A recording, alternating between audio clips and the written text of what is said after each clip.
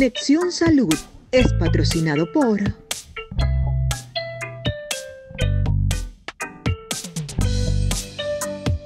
Desde la sede de la Escuela de Medicina, Extensión Táchira de la Universidad de los Andes y a través de Conectados TV, les presentamos Conexión Salud. Recuérdese que esto es un programa educativo de prevención y orientación a la comunidad. Les recordamos que nos pueden seguir a través de las redes sociales, en los canales nuestros de YouTube, Conectados TV, por Roku, por dispositivos móviles como Android y iOS y en las redes sociales como Conectados TV Piso. El programa de hoy es sumamente importante, sobre todo para nuestra comunidad femenina. El cáncer de mama es el tipo de cáncer más común, con más de 2.2 millones de casos en el 2020. Cerca de cada una de 12 mujeres se enfermarán de cáncer de mama a lo largo de su vida y el cáncer de mama es la principal causa de mortalidad en las mujeres. Alrededor de 685.000 mujeres fallecieron como consecuencia de esta enfermedad. La mayoría de los casos de cáncer de mama y de las muertes por esta enfermedad se registran en países de bajos ingresos o ingresos medianos. Las disparidades del cáncer de mama entre los países de ingresos elevados y los de ingresos bajos y medianos son considerables. El mayor porcentaje normalizado por edades de defunciones por cáncer de mama corresponde a África y los países latinoamericanos. Desde 1980 se han realizado importantes avances en el tratamiento del cáncer de mama. Entre el decenio de 1980 y 2020, en los países con ingresos elevados, la mortalidad de cáncer de mama por edades se redujo en un 40%. Hoy tenemos un invitado de excepción, el doctor Antonio Petrilli. ¿Por qué digo que es un invitado de excepción? Porque el doctor Antonio Petrilli formó parte de la comisión entre que hubo un consenso entre en la Sociedad Venezolana de Menopausia y el grupo de patología mamaria, y en el año 2004 se formaron y se crearon los protocolos actuales de pautas de diagnóstico para la realización de las pruebas y pesquisas en la población venezolana. Bienvenido, doctor Petrilli. Gracias. Ya tú hablaste prácticamente de todas las estadísticas, así que a mí no me queda mucho. Sí, me parece muy interesante de que esto se machaque una vez y otra y otra y otra, porque no entendemos la razón por la cual nos siguen llegando casos de tumores muy avanzados, donde uno realmente es muy poco lo que uno puede hacer.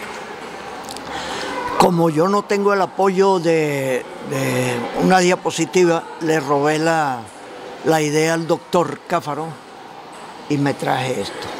Antes de entrar en detalle, realmente es importante de la mama recordar una sola cosa de lo que es la anatomía. La mama está formada básicamente por tejido graso y tejido fibroglandular. En el tejido fibroglandular hay una serie de estructuras muy pequeñas que son los lobulillos, y ahí es donde van a secretar leche. Esos lobulillos se reúnen y forman un conducto que termina en el pezón, los ductos. Les digo esto porque el cáncer de mama principalmente es ductal cuando se forman los conductos y lobulillar cuando está dentro de los lobulillos. Entonces, simplemente esos son los cánceres más frecuentes en la mama. La estadística la voy a repetir con el doctor, que es el cáncer más frecuente en la mujer. En el mundo sí, se diagnosticaron un poco más de 2 millones de nuevos casos y se murieron alrededor de 680, 675.000. En Venezuela se registraron, para el año 2021, se registraron alrededor de 2.100 y tantos casos nuevos. En Estados Unidos, que lo tenemos que tener como referencia, 1 de cada 8 mujeres, va a tener cáncer a lo largo de su vida. En Venezuela estamos un poquito más alta, 1 cada 33, o sea, le da a las mujeres menos cáncer de mama que en Estados Unidos.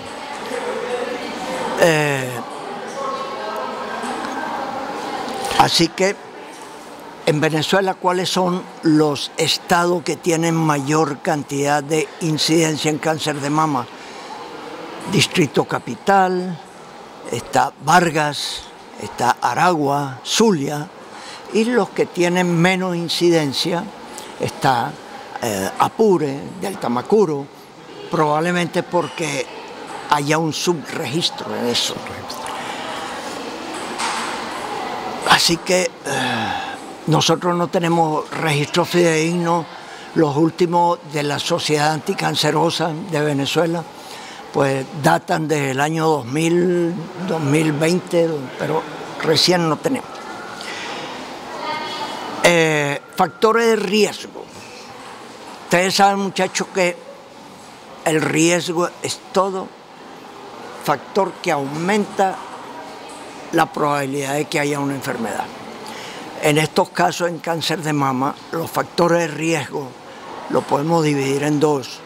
Factores de riesgo que se pueden modificar y hay factores de riesgo que no podemos modificar. Los que no podemos modificar, pues está el sexo, la edad a la mujer. Mientras hay 100 casos de cáncer en una mujer, en el hombre 1% o tal vez menos. Así que es muy raro en hombres. La edad. Se ha dicho siempre que la edad después de los 50 años es mucho más frecuente. Sí, en eso coinciden prácticamente todas las estadísticas. Después de los 50 años hay mayor incidencia de cáncer de mama y en eso se basan los programas de pesquisa en otros países, que la mamografía comienza después de los 50 años. Sin embargo, esa no es la realidad nuestra. Yo, y los datos que voy a dar ahorita son de mi consulta privada. Ni siquiera están metidos al hospital del seguro o al hospital central. El 15% de mis pacientes, 15%, que no es ningún porcentaje despreciable, son en menores de 40 años. Entonces, si tú empiezas a hacer, ¿verdad?, una mamografía después de los 40, después de los 50 años, bueno, habrá muchas mujeres que ya lo han padecido. Entonces no tiene sentido. Hay otro punto importante que se está hablando últimamente, es la raza. Aparentemente los de raza negra tienen más riesgo de padecer cáncer de mama. Eso más o menos hay 27 casos por cada 100.000 mujeres. La raza blanca es un poco menos, 11, y las mujeres asiáticas tienen mucho menos incidencia de cáncer de mama.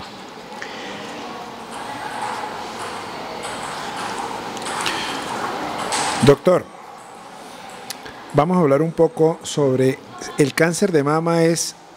¿Tiene un trasfondo genético, hereditario, o está más relacionado a ciertos factores de riesgo como obesidad, menarquia, menopausia tardía, alimentación, sobrepeso? Esos son los factores modificables. Si una mujer es gordita, pues puede modificar y disminuir de peso. Pero la parte genética como tal es muy bajo. El porcentaje de cáncer de mama genético es muy bajo. Igual los antecedentes familiares, que recuerden que los antecedentes familiares son de primer grado: madre, hija y hermana. Esos son los... Y también es muy poquito el porcentaje, alrededor del 5 al 10% tienen antecedentes. La inmensa mayoría de los casos no se conoce realmente cuál es la causa, que es lo que se llama el cáncer esporádico, ¿sí? Pero la parte genética es importante para los que puedan hacerse las pruebas de detección de genes alterados como el BRCA1, BRCA2, ¿no?, que si eso los tienen así, bueno, ya podemos hablar qué se hace, ¿de acuerdo?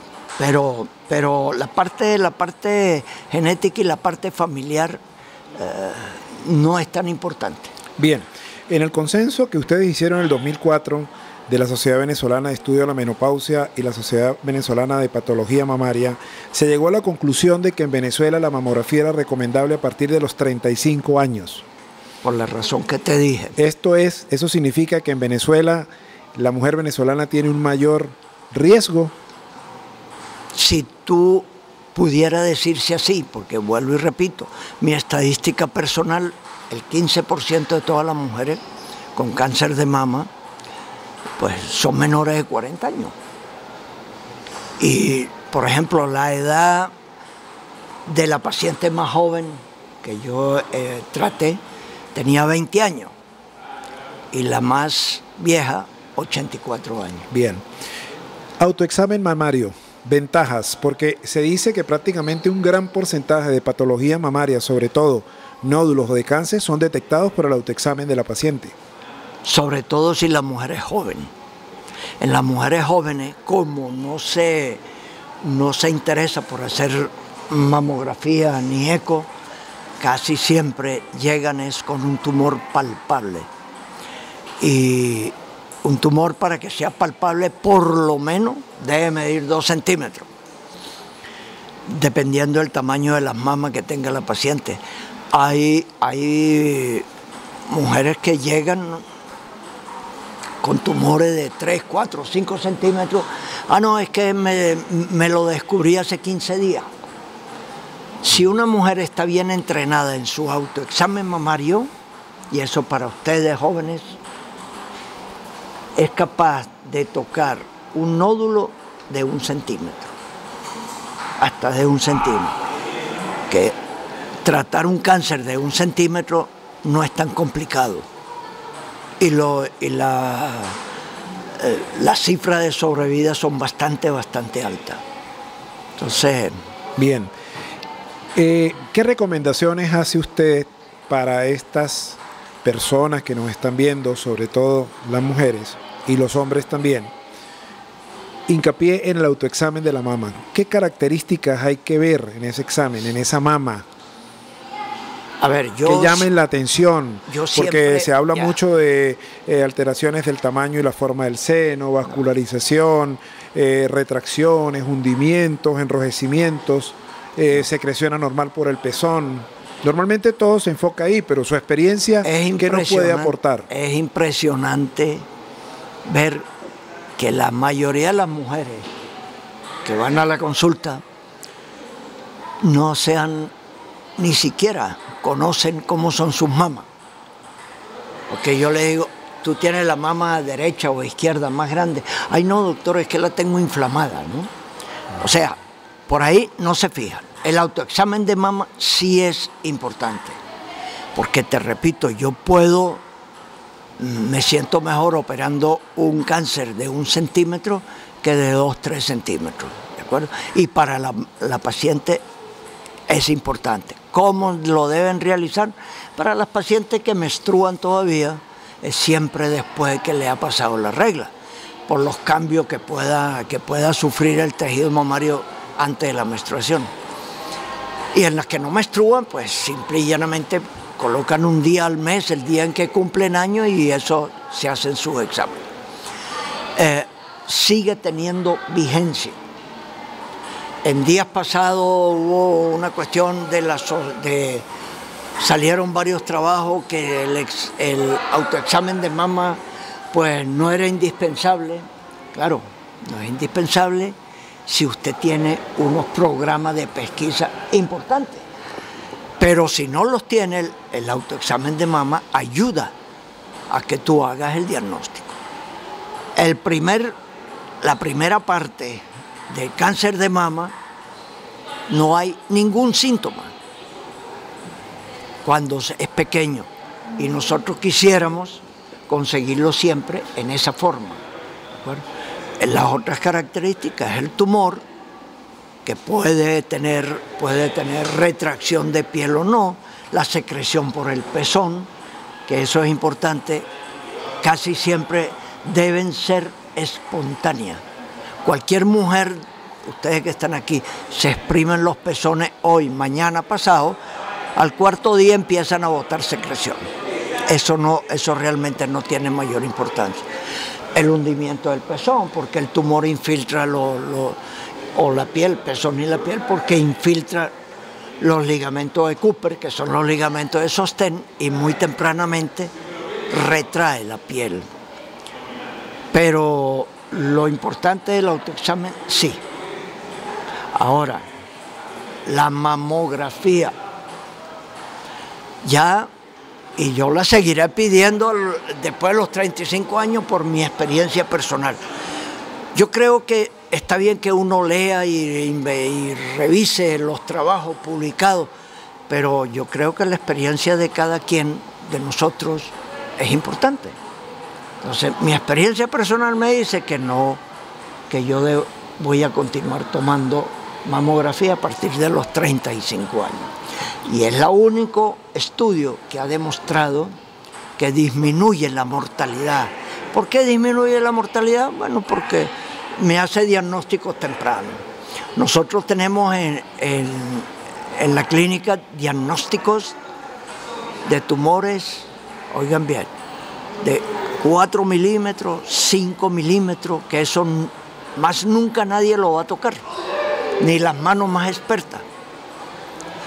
Ahí es donde necesitamos hacer el diagnóstico. Hay mucha, digamos, polémica con respecto a mamografía versus eco mamario, o solamente mamografía, o mamografía con ecografía mamaria. De hecho, vivimos en una sociedad de tendencias de espejo. Y en estos días me enteré que una paciente me comentó que ahora la tendencia es no hacerse mamografía. Interesante. Entonces yo quiero que por favor usted nos oriente a ese respecto. Mamografía, ecomamario, estas tendencias nuevas de ahora que es importante, porque estos programas son para eso, para educar fundamentalmente a la población y sacarle de esas dudas a veces incomprensibles que se plantean sin fundamento. ¿Cuál es el temor de la mujer cuando va a una unidad de mastología? Me va a doler porque me van a apretar los senos, ¿sí? Me van a decir que tengo cáncer porque van a descubrir algo, y eso hace que la mujer rechace la mamografía. Sin embargo, eso no es verdad. La mamografía produce presión más no dolor. Mujer por encima de los 35 años, y cuidado sí, por debajo si tiene familiares con antecedentes de cáncer de mama a la edad de 40, 45 años, se le hemos pedido hasta los 30 años. El eco mamario nunca sustituye la mamografía. El eco mamario no es un método de pesquisa. La pesquisa significa que tú diagnosticas lesiones asintomáticas. Ya cuando yo palpo un tumor, con solo palparlo, yo puedo decirle a la paciente, mire, es probable que sea esto o esto. ¿De acuerdo? Entonces, el eco mamario no sirve para pesquisa mamaria. Lamentablemente, vemos cómo ha proliferado médicos, ¿no?, famosos ecografistas integrales, que esos ecografistas integrales hacen un eco y no tienen ni la menor idea de lo que es una mamografía. Usted le pone una mamografía y el eco mamario se hace siempre después de la mamografía. Estamos hablando de mujeres por encima de los 35 años, ¿de acuerdo? Mujeres por debajo de esa edad nos sirve para evaluar las características de una masa, si es quística, si es sólida. Nos puede servir para el control de una paciente que está en quimioterapia neoadyuvante, para ver si el tumor disminuye o no disminuye, ¿de acuerdo? Pero como pesquisa, el eco mamario no sirve. Definitivamente no. Perfecto. Ubicación más común de los tumores mamarios a nivel de la mama. casi siempre aparece en los cuadrantes superexternos. Se dice en los textos, dicen que son más frecuentes en la mama derecha porque es un poquito más grande, pero bueno, eso realmente no. Sí, y la importancia de la cola de Spencer, o sea, de la prolongación de la mama a nivel axilar, donde normalmente es el sitio de ubicación de los ganglios. El tumor normalmente está en la mama. En su primera fase está ahí, que puede comenzar como un cáncer in situ y llega a infiltrante. Los tumores infiltrantes se quedan ahí en la mama. A veces, ¿no?, cuando crecen o cuando son muy agresivos, entonces a través de los linfáticos llegan a la axila. Pero esa era una teoría, ¿no?, que hace muchísimos años el doctor Halsted, uno de los primeros que hizo mastectomía, él pensaba que a toda paciente con un cáncer de mama debía quitar la mama y hacer un vaciamiento de la axila, porque él decía que la forma de diseminarse era de la mama y pasaba a los ganglios axilares y después pasaba a MT. Resulta que eso no es así. Yo tuve pacientes con un tumor muy pequeño en la mama y con metástasis, y los ganglios sin ningún problema. Entonces es importante, por supuesto, porque uno en una cirugía puede o no puede vaciar la axila, dependiendo de cómo salga el famoso ganglio centinela. Pero claro, es importante porque por ahí es la vía de drenaje más frecuente. Bien, hace rato usted mencionó algo sobre la cuestión hereditaria y habló sobre los genes BRCA1, BRCA2, inclusive ahora hay un gen que es el PALB2. Hay un bojote. Dice que relacionado con algunas mutaciones genéticas. Y le pregunto esto porque esto se asoció mucho con una actriz de nombre Angelina Jolie, muy famosa, sí, que bueno, financió ciertos estudios con una patólogo en los Estados Unidos. Detectaron evidentemente, una patólogo genetista, y detectaron que este gen evidentemente estaba relacionado con ella. Ese gen se hace en Venezuela. Si la paciente da positiva, ¿qué conducta se debe asumir? ¿Es un enfoque invasivo hacer una mastectomía profiláctica o simplemente se le puede hacer un seguimiento y orientación? Yo, un familiar mío, una amiga mía, que se hace los exámenes BRCA1, BRCA2 y salen positivos, yo le digo que se opere. La cirugía profiláctica de mama, ¿verdad?, que es retirar todo el tejido mamario, pero el pezón también, porque muchos dicen quitamos el tejido mamario pero dejamos el pezón. Esa no es una mastectomía profiláctica. Profiláctica es mama, tejido mamario y pezón, y se reconstruye con cualquier cantidad de métodos que hay que reconstruir. Pero yo no dejo a ninguna paciente con BRCA1 y 2 sin operar. Yo la opero. Eso se relaciona con cáncer de mama y a veces el BRCA2, cáncer de mama y cáncer de útero. Eso más o menos pasa del 70% de probabilidad de que le va a dar cáncer. Entonces, de mantenerla, tú sabes, en control no creo que sea bueno. Habrán algunas que no pueden operarse porque esas son lamentablemente son cirugías que no se hace sino en privado. Yo operé muchas pacientes cuando estaba en el seguro de reconstrucción mamaria, pero yo me fui del seguro. Doctor, menopausia, terapia de reemplazo hormonal, CA de mama. ¿Qué nos opina al respecto? A ver, en Estados Unidos hasta el año 2000,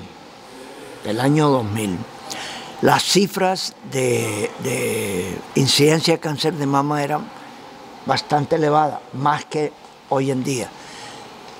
Después empezaron a disminuir porque hubo un estudio que se hizo a largo plazo donde se comparaba pacientes que no y pacientes que sí tomaban terapia hormonal de reemplazo.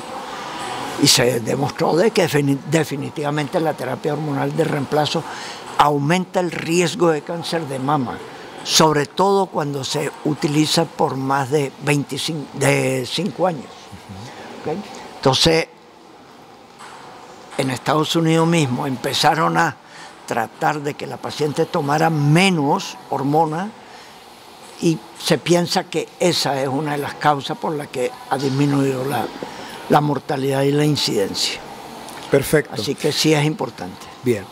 Desde el punto de vista clínico, se mencionan dentro del gremio de ginecólogos, obstetras, cirujanos, médicos generales, y como tenemos un grupo de estudiantes que están en formación, muchas pacientes le plantean a uno, no, yo no me hago una mamografía porque me dijeron que existía la tomosíntesis, o hay una resonancia mamaria, sí, claro, o me hago una mamografía con contraste.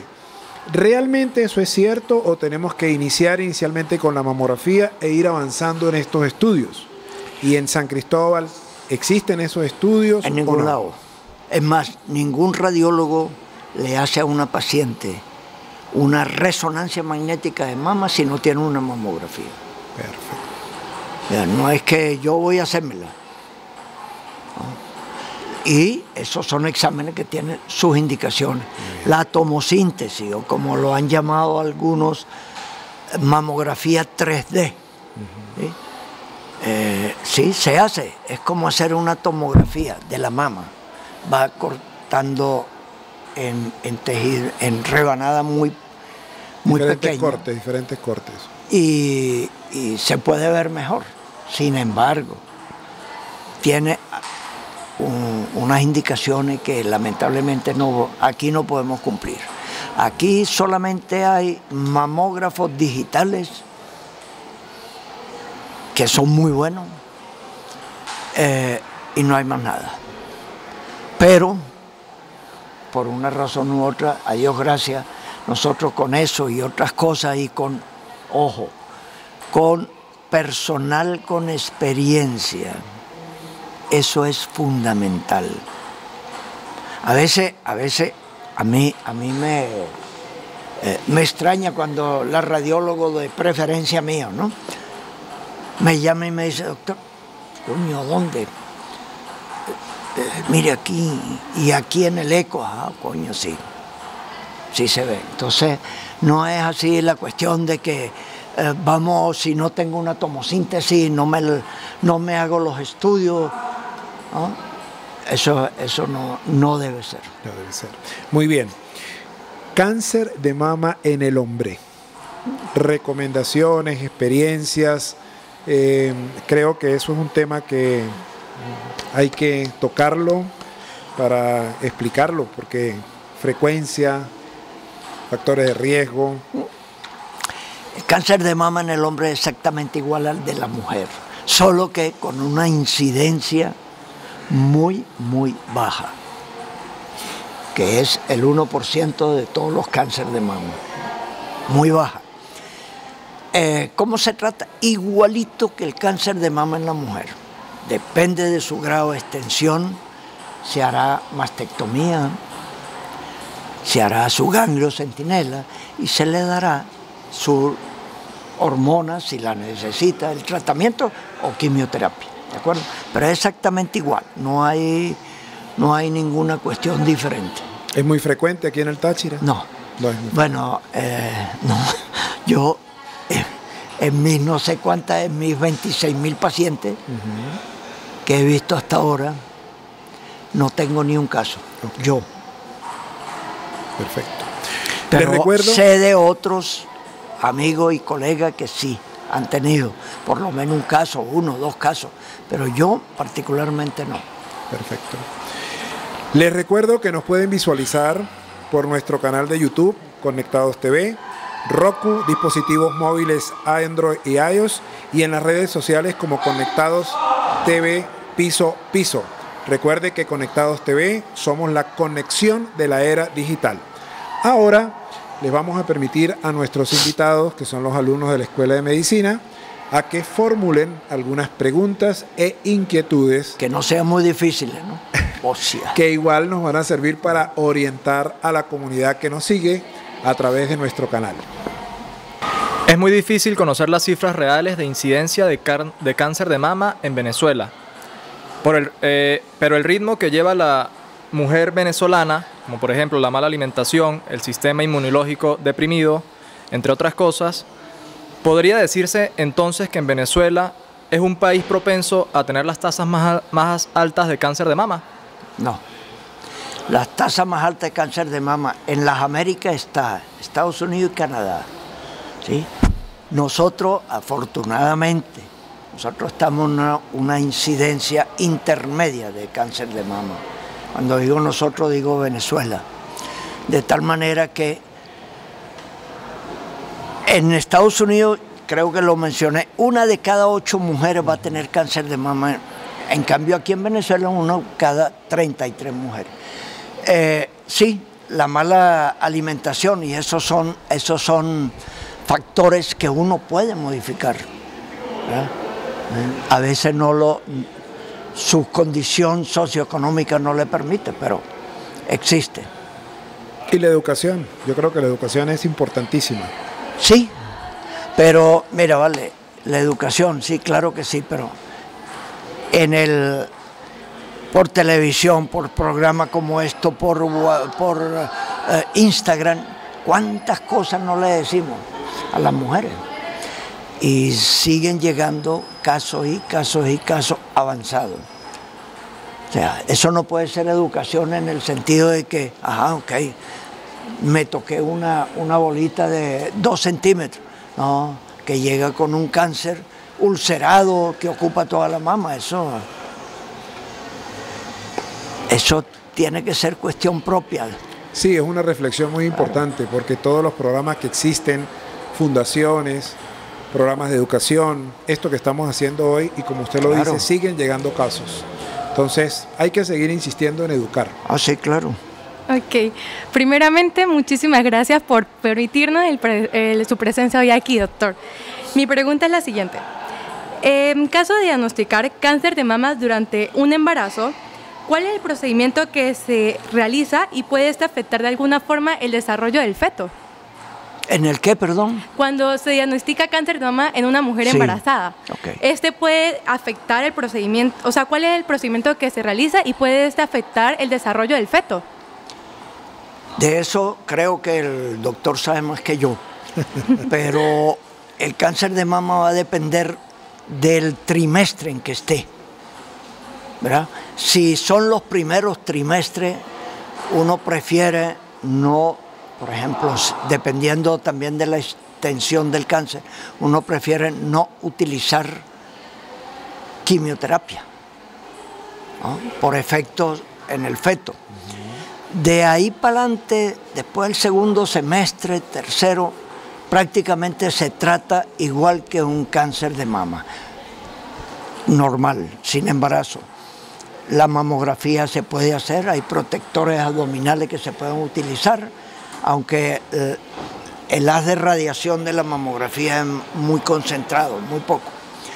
Pero exactamente es saber en qué trimestre está, cuáles son las características del tumor, es muy avanzado o no. Entonces ahí se dará las pautas a seguir. Pero se trata prácticamente igual. Debido a la gran cantidad de hormonas que consumen para lograr el cambio de sexo, ¿las mujeres transgénero serían más propensas a padecer el cáncer de mama?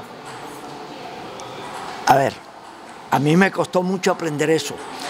Mujer transgénero es que nace varón y se va a transformar en mujer y viceversa. ¿Sí?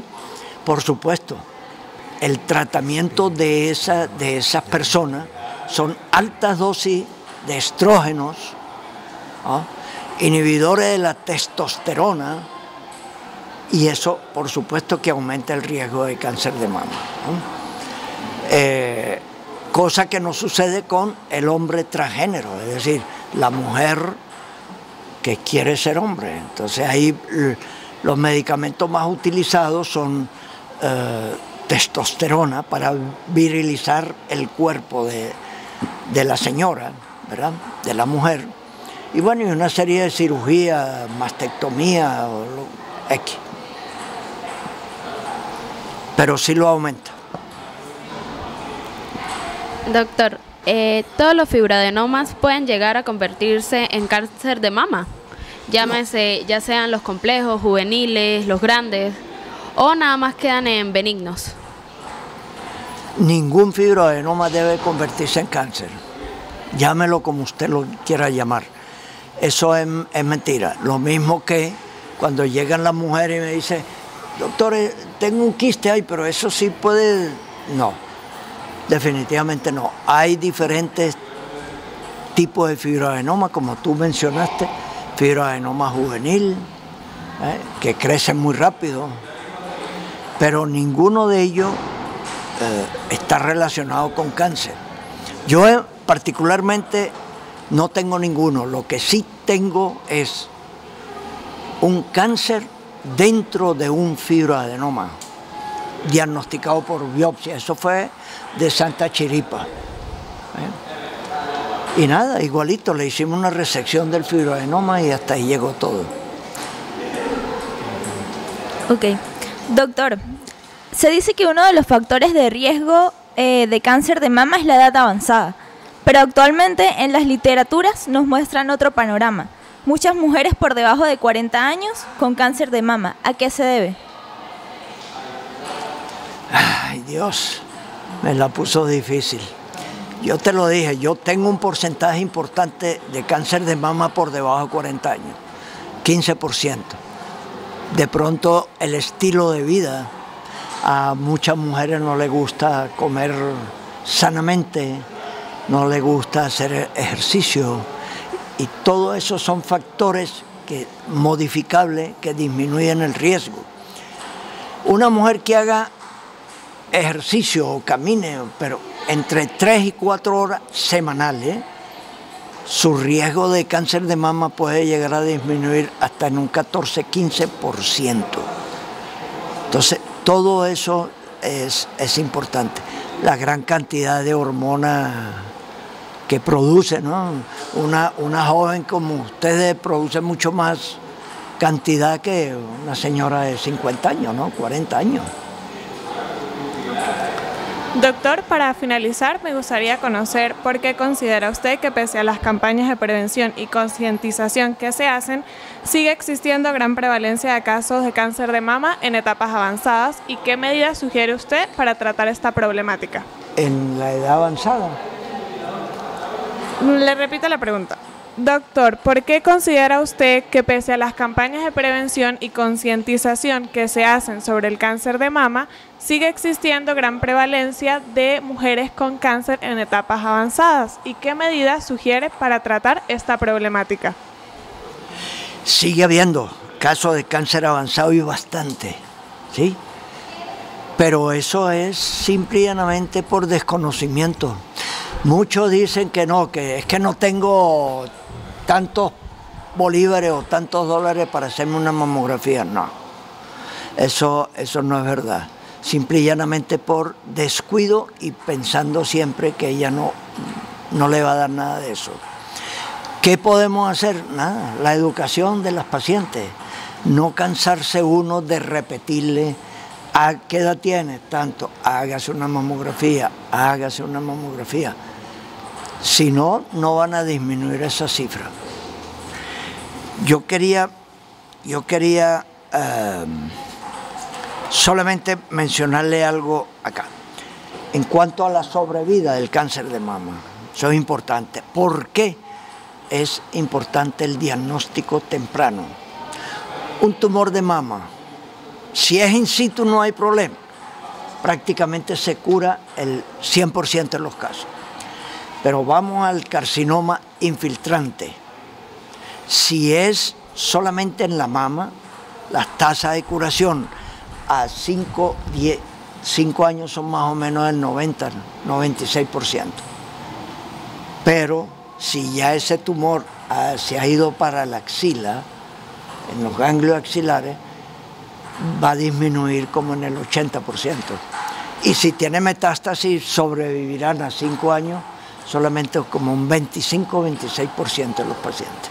Entonces, seguimos insistiendo que diagnóstico precoz, diagnóstico temprano. Doctor, y en cuanto al tratamiento para el cáncer de mama, ¿se indica la quimioterapia y la radioterapia antes o después de la cirugía?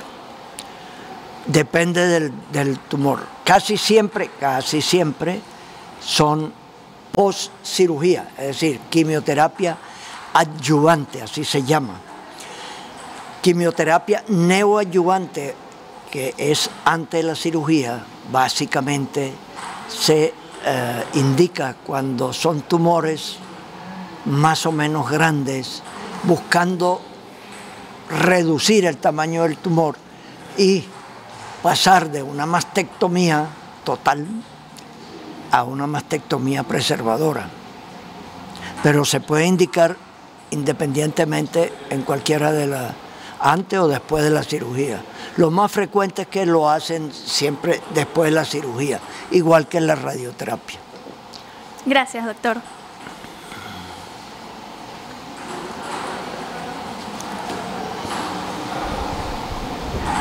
Buenas tardes. Primero que todo, muchas gracias por permitirnos tenerlo aquí. Mi duda es la siguiente. Así como se dijo de la hormonación en las personas premenopáusicas, ¿se puede medir una incidencia en pacientes que usan anticonceptivos? No, eso no está muy bien definido. Hay algunos estudios que dicen que el uso de anticonceptivos por mucho tiempo puede aumentar en algo el riesgo de cáncer de mama. Pero hay estudios que lo avalan y hay estudios que lo contradicen, ¿no? Pero siempre es un factor que uno pregunta, ¿no? Gracias. Claro. El objetivo de la Iniciativa Mundial contra el Cáncer de Mama de la Organización Mundial de la Salud es reducir en un 2.5% anual la mortalidad mundial por esta enfermedad, con lo cual entre 2020 y 2040 se evitarían 2,5 millones de muertes a nivel mundial. Los 3 pilares para alcanzar dicha meta son la promoción de la salud para una detección precoz, el diagnóstico oportuno y la gestión integral. Doctor Petrilli, como conclusión final y ya de cierre de programa, ¿qué nos puede usted decir por su experiencia? Sigo diciendo lo mismo. Hay que tomar conciencia de que el cáncer de mama existe y que existen hasta ahora métodos para detectarlo en forma precoz. Solamente lo que hay es que enseñar a las mujeres a que lo hagan. El futuro del cáncer de mama, futuro pero lejano, probablemente va a estar en la inmunoterapia. ¿Okay? Pero eso está por verse todavía. Utilizar medicamentos que estimulan las defensas propias que tiene la mujer y es capaz de contrarrestar el cáncer. Pero hasta ahora, diagnósticos tempranos para tener una buena posibilidad de sobrevida. Bien. Les invitamos a nuestro próximo programa que va a tratar sobre el sueño y su implicación en la salud. Les presentó Gerardo Cáfaro, médico especialista, docente universitario, certificado de locución número 58470 de la Universidad Central de Venezuela. Conexión Salud es un programa para ustedes, para educarlos, orientarlos y guiarlos en prevención. Recuerden que Conexión Salud y Conectados TV somos la conexión de la nueva era digital. Muchas gracias. Igual a ustedes. Bien. Conexión Salud es patrocinado por